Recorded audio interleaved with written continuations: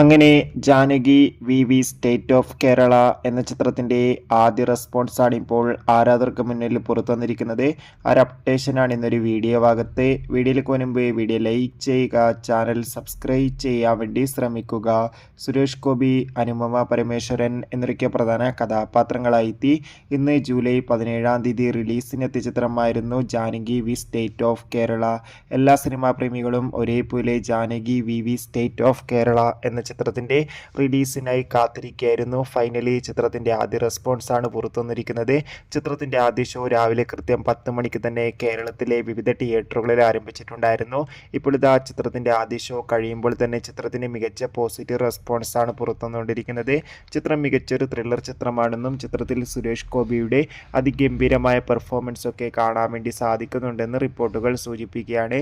എന്തായാലും Janaki V state of Kerala എന്ന ചിത്രത്തിൻ്റെ കൂടുതൽ അപ്ഡേഷൻ കാത്തിരിക്കാം. ബൈ.